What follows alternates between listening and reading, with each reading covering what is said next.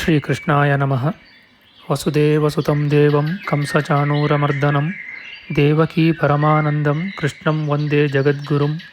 ಬ್ರಹ್ಮಸ್ಥಾನ ಸರೋಜ ಮಧ್ಯವಿಲಸಚ್ಛೀತಾಂಶು ಪೀಠಸ್ಥಿತಂ ಸ್ಫೂರ್ಜತ್ಸೂರ್ಯರುಚಿಂ ವರಾಭಯಕರಂ ಕರ್ಪೂರಕುಂದೋಜ್ವಲಂ ಶ್ವೇತಸ್ರಗ್ವಸನಾನುಲೇಪನಯುತಂ ವಿದ್ಯುದ್ರುಚಾ ಕಾಂತಯಾ ಸಂಶ್ಲಿಷ್ಟಾರ್ಧತನುಂ ಪ್ರಸನ್ನವದನಂ ವಂದೇ ಗುರುಂ ಸಾದರಂ.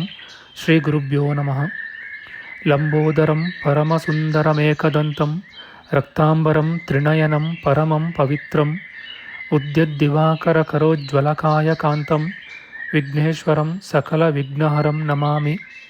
ತ್ವಾಂ ದೇವ ವಿಘ್ನಧಲನೇತಿ ಚ ಸುಂದರೇತಿ ಭಕ್ತಿಪ್ರಿಯೇತಿ ಸುಖದೇತಿ ಫಲಪ್ರದೇತಿ ವಿದ್ಯಾಪ್ರದೇತ್ಯಗಹರೇತಿ ಚ ಯೇ ಸ್ತುವಂತಿ ತೇಭ್ಯೋ ಗಣೇಶವರದೋ ಭವನಿತ್ಯಮೇವ. ಶ್ರೀಮಹಾಗಣಪತಯೇ ನಮಃ. ಯಾ ಕುಂದೇಂದು ತುಷಾರಹಾರಧವಳ ಯಾ ಶುಭ್ರವಸ್ತ್ರಾವೃತ ಯಾ ವೀಣಾ ವರದಂಡಮಂಡಿತಕರ ಯಾ ಶ್ವೇತಪದ್ಮಾಸನ ಯಾ ಬ್ರಹ್ಮಾಚ್ಯುತಶಂಕರಪ್ರಭೃತಿಭಿಃ ದೇವೈಃ ಸದಾ ವಂದಿತಾ ಸಾ ಮಾಂ ಪಾತು ಸರಸ್ವತೀ ಭಗವತಿ ನಿಶ್ಶೇಷಜಾಡ್ಯಾಪಃ. ಶ್ರೀ ಸರಸ್ವತ್ಯೇ ನಮಃ. ವೇದಾರ್ಥತತ್ವವಿಶದೀಕರಣೇನ ಪುಂಸಾಂ ಉಚ್ಚೈರ್ಗತಿಂ ಜಗತಿ ಯೋ ದಯಯಾ ವಿಧಾತುಂ ರಮ್ಯಾಂ ಪುರಾಣಪದವೀಂ ಪ್ರಣಿನಾಯ ತಸ್ಮೈ ಲೋಕೇಶವೈಭವಪುಷೇ ಋಷಯೇ ನಮಸ್ತಾತ್. ತಸ್ಮೈ ವ್ಯಾಸಾಯ ಮುನಯೇ ಸರ್ವಜ್ಞಾಯ ಮಹರ್ಷಯೇ ಪಾರಾಶರ್ಯಾಯ ಶಾಂತಾಯ ನಮೋ ನಾರಾಯಣಾತ್ಮನೇ. ಶ್ರೀವ್ಯಾಸಾಯ ನಮಃ. ನಾರಾಯಣಂ ನಮಸ್ಕೃತ್ಯ ನರಂ ಚೈವ ನರೋತ್ತಮಂ ದೇವೀಂ ಸರಸ್ವತೀಂ ವ್ಯಾಸಂ ತತೋ ಜಯಮುದೀರಯೇತ್. ಕನಕರುಚಿದುಕೂಲಃ ಕುಂಡಲೋಲ್ಲಾಸಿಗಲ್ಲಃ ಶಮಿತಭುವನಭಾರಃ ಕೋಪಿ ಲೀಲಾವತಾರಃ ತ್ರಿಭುವನಸುಖಕಾರಿ ಶೇಷಶಾಯೀ ಮುಕುಂದೋ ಪರಿಕಲಿತರಮಾಂಗೋ ಮಂಗಲಂ ನಸ್ತನೋತು. ನಮಾಮಿ ಗೋವಿಂದಪದಾರವಿಂದಂ ಸದೇಂದಿರಾನಂದನಮುತ್ತಮಾಡ್ಯಂ ಜಗಜ್ಜನಾನಾಂ ಹೃದಿ ಸನ್ನಿವಿಷ್ಟಂ ಮಹಾಜನೈಕಾಯನಮುತ್ತಮೋತ್ತಮಂ. ನಮಸ್ತೆ ಚಕ್ರಹಸ್ತಾಯ ಶಾಂಗಹಸ್ತಾಯ ತೇ ನಮಃ. ನಂದಹಸ್ತಾಯ ತೇ ವಿಷ್ಣೋ ಶಂಖಹಸ್ತಾಯ ತೇ ನಮಃ. ಓಂ ನಮೋ ವಾಸುದೇವಾಯ ನಮಃ ಸಂಕರ್ಷಣಾಯ ಚ ಪ್ರದ್ಯುಮ್ನಾಯ ನಮಸ್ತುಭ್ಯಂ ಅನಿರುದ್ಧಾಯ ತೇ ನಮಃ. ದಂಷ್ಟ್ರಾಗ್ರೇಣೋ ಧೃತಾ ಗೌರು ದಧಿಪರಿವೃತಾ ಪರ್ವತೈರ್ನಿಮ್ನಗಾಭಿಃ ಸಾಕಂ ಮೃತ್ಪಿಂಡವದ್ಬೃಹದುರ್ವಪುಷಾನಂತರೂಪೇಣ ಯೇನ ಸೋಯಂ ಕಂಸಾಸುರಾರಿರ್ಮುರನರಕದಶಾಸ್ಯಾಂತಕೃತ್ಸರ್ವಸಂಸ್ಥಃ ಕೃಷ್ಣೋ ವಿಷ್ಣುಃಸುರೇಶೋ ನುದತು ಮಮ ರಿಪೂನ್ ಆದಿದೇವೋ ವರಾಹಃ. ನಮಸ್ತಸ್ಮೈ ವರಾಹಾಯ ಲೀಲಯೋದ್ಧರತೆ ಮಹೀಂ ಖುರಮಧ್ಯಗತೋ ಯಸ್ಯ ಮೇರುಖಣಖಣಾಯತೆ. ಶ್ರೀ ವರಾಹಮೂರ್ತಯೇ ನಮಃ. ಪ್ರಿಯ ಬಾಂಧವರೇ, ನಮ್ಮ ಈ ಶ್ರೀ ಲಾಲೀಕೃಷ್ಣ ಚಾನಲ್ಗೆ ಸ್ವಾಗತ. ಹಿಂದಿನ ವಿಡಿಯೋದ ಮುಂದುವರಿದ ಭಾಗವಾದ ಇಂದಿನ ವಿಡಿಯೋದಲ್ಲಿ ನಾವು ಶ್ರೀ ವರಾಹ ಮಹಾಪುರಾಣದ 139ನೆಯ ಅಧ್ಯಾಯದ ಮಧ್ಯಭಾಗದ ವಿಚಾರ ಮಾಡೋಣ. ಈ ಅಧ್ಯಾಯದಲ್ಲಿ ಸೌಕರ ಕ್ಷೇತ್ರ ಮಹಿಮೆ, ಸೌಕರ ಕ್ಷೇತ್ರವನ್ನು ಗುಡಿಸುವುದು ಅಥವಾ ಸಾರಿಸುವುದರಿಂದ ಆಗುವ ಫಲ, ಸೌಕರ ಕ್ಷೇತ್ರದಲ್ಲಿ ಗಾನ ನರ್ತನಾದಿಗಳ ಫಲ, ಸೌಕರ ಕ್ಷೇತ್ರದ ಗಾನ ಪ್ರಭಾವದಿಂದ ಬ್ರಹ್ಮರಾಕ್ಷಸನಿಗೆ ಮುಕ್ತಿಯನ್ನು ಉಂಟುಮಾಡಿ ತಾನು ಮುಕ್ತನಾದ ಪಂಚಮನ ವಿಚಾರ ಮಾಡೋಣ. ಶ್ರೀಕೃಷ್ಣಾಯ ನಮಃ. ಶ್ರೀ ವರಾಹಮೂರ್ತಿಯು ಹೇಳುತ್ತಾನೆ, ಭದ್ರೆ, ನನ್ನ ಭಕ್ತಿಯಲ್ಲಿ ನಿರತನಾದ ಹೊಲೆಯನೊಬ್ಬನು ನನ್ನ ಸೌಕರ ಕ್ಷೇತ್ರದಲ್ಲಿ ಜಾಗರಣೆ ಮಾಡಬೇಕೆಂದು ಉದ್ದೇಶ ಮಾಡಿಕೊಂಡು ದೂರದಿಂದ ಅಲ್ಲಿಗೆ ನಿತ್ಯವೂ ಬರುತ್ತಿದ್ದನು. ಸುಂದರಿ, ಗುಣಜ್ಞನೂ ನನ್ನ ಭಕ್ತನೂ ಆದ ಅವನು ಹಲವು ವರ್ಷಕಾಲ ನನ್ನ ಕ್ಷೇತ್ರದಲ್ಲಿ ಗೀತಗಳನ್ನು ಹಾಡುತ್ತಿದ್ದನು. ಹೀಗಿರಲು ಒಂದು ಕಾರ್ತೀಕ ಮಾಸದ ಶುಕ್ಲಪಕ್ಷ ದ್ವಾದಶಿಯ ದಿನ ರಾತ್ರಿ ಜನರೆಲ್ಲರೂ ಮಲಗಿದ ಬಳಿಕ ಎಚ್ಚರದಿಂದಿದ್ದ ಆತನು ವೀಣೆಯನ್ನು ತೆಗೆದುಕೊಂಡು ಸೌಕರ ಕ್ಷೇತ್ರಕ್ಕೆ ಹೋಗುತ್ತಿರುವಾಗ ಒಬ್ಬ ಬ್ರಹ್ಮರಾಕ್ಷಸನು ಅವನನ್ನು ಹಿಡಿದುಕೊಂಡನು. ಆ ಹೊಲೆಯನು ಅಶಕ್ತ, ರಾಕ್ಷಸನಾದರೂ ಬಲಶಾಲಿ. ಹಿಡಿತಕ್ಕೆ ಸಿಕ್ಕಿ ದುಃಖದಿಂದ ಸಂತಾಪಗೊಂಡು ಮಿಸುಕಲಾರದ ಆ ಹೊಲೆಯನು ಆ ಬ್ರಹ್ಮರಾಕ್ಷಸನಿಗೆ ಹೀಗೆ ಓಡುತ್ತಾ, ಇದೇಕೆ ನನ್ನನ್ನು ನೀನು ಹಿಡಿದುಕೊಂಡೆ ಎಂದನು. ಅವನ ಮಾತನ್ನು ಕೇಳಿ ಮನುಷ್ಯರನ್ನು ತಿನ್ನುವುದರಲ್ಲಿ ಅತ್ಯಾಸಕ್ತಿಯುಳ್ಳ ಬ್ರಹ್ಮರಾಕ್ಷಸನು ಅವನನ್ನು ಕುರಿತು, 10 ದಿನಗಳಿಂದಲೂ ಆಹಾರವಿಲ್ಲದೆ ಇರುವ ನನಗೆ ಪಾರಣೆಗಾಗಿ ಬ್ರಹ್ಮನು ನಿನ್ನನ್ನು ಒದಗಿಸಿರುವನು. ಹೊಸ ಮಾಂಸ ರಕ್ತಗಳೊಡನೆ ಈಗ ನಿನ್ನನ್ನು ತಿಂದು ನನಗೆ ಬ್ರಹ್ಮನು ಒದಗಿಸಿರುವ ಪರಮ ತೃಪ್ತಿಯನ್ನು ಪಡೆಯುವೆನು ಎಂದು ಹೇಳಿದನು. ನನ್ನ ಭಕ್ತಿಯಲ್ಲಿ ನೆಲೆಯುಳ್ಳವನು, ಗಾನದಲ್ಲಿ ಅತಿಯಾದ ಆಸೆಯುಳ್ಳವನೂ ಆದ ಆ ಹೊಲೆಯನು ಬ್ರಹ್ಮರಾಕ್ಷಸನು ಹೇಳಿದುದನ್ನು ಕೇಳಿ ಮುಂದಿನ ಮಾತುಗಳಿಂದ ಕೇಳಿಕೊಂಡನು. ಮಹಾಭಾಗ್ಯನೇ, ನಾನು ನಿನಗೆ ಆಹಾರವಾಗಿ ಬಂದೆನೆಂಬುದೇನೋ ಸರಿ. ಬ್ರಹ್ಮನು ನಿಯಮಿಸಿ ಕೊಟ್ಟಿರುವುದನ್ನು ಅವಶ್ಯವಾಗಿ ಮಾಡಲೇಬೇಕು. ಆದರೆ ನಾನು ದೇವದೇವನ ಭಕ್ತಿಯಿಂದ ಜಾಗರಣೆಯಲ್ಲಿ ಹಾಡುವುದಕ್ಕೆ ಉದ್ದೇಶಿಸಿದ್ದೇನೆ.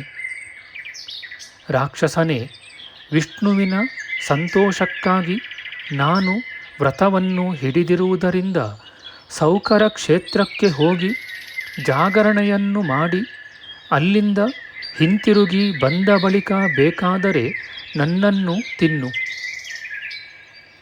ಹೊಲೆಯನ ಈ ಮಾತನ್ನು ಕೇಳಿ ಹಸಿವಿನಿಂದ ಪೀಡಿತನಾದ ಆ ರಾಕ್ಷಸನು ಅವನಿಗೆ ಕಠಿಣವಾದ ಮಾತಿನಿಂದ, ಮೂಢನೇ, ಮತ್ತೆ ನಿನ್ನ ಹತ್ತಿರಕ್ಕೆ ಬರುತ್ತೇನೆ ಎಂದು ಏತಕ್ಕೆ ಸುಳ್ಳು ಹೇಳುತ್ತೀಯೇ? ಯಮನ ಅಥವಾ ಮೃತ್ಯುದೇವತೆಯ ಬಾಯಿಗೆ ಬಿದ್ದ ಮನುಷ್ಯನು ತಿರುಗಿ ಜೀವಿಸಲು ಬಯಸುವಂತೆ ರಾಕ್ಷಸನಾದ ನನ್ನ ಬಾಯಿಂದ ನುಣುಚಿಕೊಂಡು ಹಿಂದಕ್ಕೆ ಬರಲು ಬಯಸುತ್ತೀಯೇ ಎಂದನು. ರಾಕ್ಷಸನ ಆ ಮಾತನ್ನು ಕೇಳಿ ಆ ಹೊಲೆಯನು ಮತ್ತೆ ಅವನಿಗೆ, ರಾಕ್ಷಸನೇ, ನಾನೇನೋ ಪೂರ್ವಕರ್ಮ ದೋಷದಿಂದ ಹೊಲೆಯನಾಗಿ ಹುಟ್ಟಿದ್ದೇನೆ. ಆದರೂ ಪರಿಶುದ್ಧವಾದ ಮನಸ್ಸಿನಿಂದ ನಾನು ಹೇಳುವ ಪ್ರತಿಜ್ಞೆಯನ್ನು ಕೇಳು. ಬ್ರಹ್ಮರಾಕ್ಷಸನೇ, ನಾನು ಯಾವುದಕ್ಕಾಗಿ ದೂರದಿಂದ ಬಂದಿರುವೆನೋ ಆ ಜಾಗರಣೆಯನ್ನು ಮಾಡಿ ಲೋಕದ ಸತ್ಯವಾಗಿಯೂ ಹಿಂತಿರುಗಿ ಇಲ್ಲಿ ಬರುವೆನು. ಮನಸ್ಸಾದರೆ ನನ್ನನ್ನು ಬಿಡು. ಜಗತ್ತೆಲ್ಲವೂ ಸತ್ಯಮೂಲವಾದುದು. ಲೋಕಗಳು ಸತ್ಯದಲ್ಲಿ ನೆಲೆಸಿವೆ. ಬ್ರಹ್ಮವಾದಿಗಳಾದ ಋಷಿಗಳು ಸತ್ಯದಿಂದಲೇ ಸಿದ್ಧಿಯನ್ನು ಪಡೆದರಲ್ಲವೇ? ಸತ್ಯದಿಂದಲೇ ಕನ್ಯಾದಾನವನ್ನು ಮಾಡುವರು. ಬ್ರಾಹ್ಮಣರು ಸತ್ಯವನ್ನು ನುಡಿಯುವರು. ರಾಜರು ಸತ್ಯದಿಂದ ಜಯಿಸುವರು. ಈ ಮೂವರು ಸತ್ಯವನ್ನು ಹೇಳುವರು. ಸತ್ಯದಿಂದಲೇ ಸ್ವರ್ಗವು ಮೋಕ್ಷವು ಲಭಿಸುವುದು. ಸತ್ಯದಿಂದಲೇ ಸೂರ್ಯನು ಉಷ್ಣವುಳ್ಳವನಾಗಿರುವನು. ಸತ್ಯದಿಂದಲೇ ಚಂದ್ರನು ಹೊಳೆಯುವನು. ನಾನು ದೇವನ ಸೇವೆಗೆ ಹೋಗಿ ಮತ್ತೆ ನಿನ್ನ ಬಳಿಗೆ ಬಾರದಿದ್ದರೆ ಷಷ್ಠಿ, ಅಷ್ಟಮಿ, ಅಮಾವಾಸ್ಯೆಗಳಲ್ಲೂ 2 ಪಕ್ಷದ ಚತುರ್ದಶಿಯಲ್ಲೂ ಸ್ನಾನ ಮಾಡದಿರುವವರು ಪಡೆಯುವ ದುರ್ಗತಿಯನ್ನು ಪಡೆಯುವೆನು. ನಾನು ಮತ್ತೆ ನಿನ್ನಲ್ಲಿ ಬಾರದಿದ್ದಲ್ಲಿ ಮೋಹಿತನಾಗಿ ಗುರುಪತ್ನಿಯನ್ನು ರಾಜಪತ್ನಿಯನ್ನು ಗಮಿಸುವವನು ಪಡೆಯುವ ದುರ್ಗತಿಯನ್ನು ಪಡೆಯುವೆನು. ನಾನು ತಿರುಗಿ ಬಾರದಿದ್ದಲ್ಲಿ ಯಾಜಕರಿಗೂ ಸುಳ್ಳು ಹೇಳುವವರಿಗೂ ದೊರೆಯುವ ಹೀನ ಲೋಕಗಳೇ ನನಗೂ ದೊರೆಯಲಿ. ನಾನು ಪುನಃ ಇಲ್ಲಿಗೆ ಬಾರದೆ ಇದ್ದೇನಾದರೆ ಬ್ರಹ್ಮಹತ್ಯೆ ಮಾಡಿದವನಿಗೂ ಮದ್ಯಪಾನ ಮಾಡುವವನಿಗೂ ಕಳ್ಳನಿಗೂ ವ್ರತಭ್ರಷ್ಟನಿಗೂ ಆಗುವ ಗತಿಯು ನನಗಾಗಲಿ ಎಂದನು. ನಾಯುಣಿಯ ಈ ಮಾತನ್ನು ಕೇಳಿ ಸಂತೋಷಗೊಂಡ ಬ್ರಹ್ಮರಾಕ್ಷಸನು ಬೇಗನೆ ಹೋಗು, ನಿನಗೆ ನಮಸ್ಕಾರ ಎಂದು ಹಿತವಾಗಿ ನುಡಿದನು. ನನ್ನ ಭಕ್ತಿಯಲ್ಲಿ ನೆಲೆಸಿದ ಆ ಅಂತ್ಯಜನು ದೃಢ ಮಾಡಿ ಬ್ರಹ್ಮರಾಕ್ಷಸನಿಗೆ ಹೇಳಿ ನನ್ನ ಕ್ಷೇತ್ರಕ್ಕೆ ಬಂದು ಮತ್ತೆ ನನಗಾಗಿ ಹಾಡಿದನು. ಹಾಗೆ ಗೀತಾ ನೃತ್ಯಗಳಿಂದ ಜಾಗರಣೆಯಲ್ಲಿ ರಾತ್ರಿಯು ಕಳೆದು ಬೆಳಗಾಗಲು ಆ ಪಂಚಮನು ನಮೋ ನಾರಾಯಣಾಯ ಎಂದು ಹೇಳಿ ಕ್ಷೇತ್ರದಿಂದ ಹಿಂತಿರುಗಿದನು.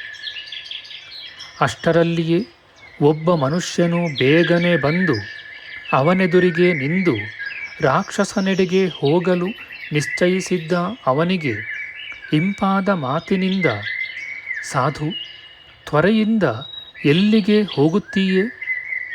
ನೀನು ಹೋಗಬಾರದು.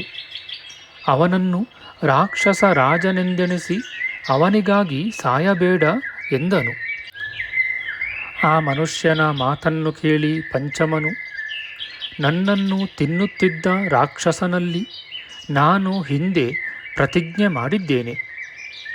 ಆದುದರಿಂದ ಸತ್ಯವನ್ನು ಪರಿಪಾಲಿಸುವುದಕ್ಕಾಗಿ ಅವನೆಡೆಗೆ ಹೋಗುವೆನು ಎಂದನು. ಬಳಿಕ ಕಮಲದಳ ನೇತ್ರನಾದ ಆ ಪುರುಷನು ಇಂಪಾದ ದನಿಯಿಂದಲೂ ಪರಿಶುದ್ಧ ಮನಸ್ಸಿನಿಂದಲೂ, ಪಂಚಮನೆ, ಆ ಪಾಪಿಯಾದ ರಾಕ್ಷಸ ನಿರುವೆಡೆಗೆ ಹೋಗಬೇಡ. ಪ್ರಾಣ ರಕ್ಷಣೆಗಾಗಿ ಸತ್ಯಕ್ಕೆ ತಪ್ಪುವುದು ದೋಷವಲ್ಲ ಎಂದು ಬದಲು ಹೇಳಿದನು. ಅವನ ಮಾತನ್ನು ಕೇಳಿ ಉಗ್ರವ್ರತಿಯು ರಾಕ್ಷಸನಿಗಾಗಿ ಸಾಯುವುದಕ್ಕೆ ನಿಶ್ಚಯ ಮಾಡಿರುವವನೂ ಆದ ಆ ಪಂಚಮನು ಹಿತವಾದ ಮುಂದಿನ ಮಾತನ್ನು ಆಡಿದನು.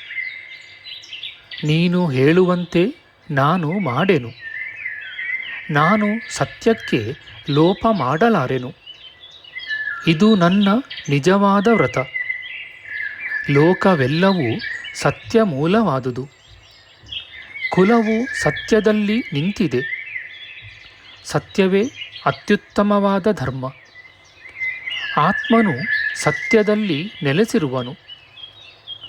ಅಂತಹ ಸತ್ಯವನ್ನು ಬಿಟ್ಟು ನಾನು ಎಂದಿಗೂ ಅಸತ್ಯವಂತನಾಗಲಾರೆನು.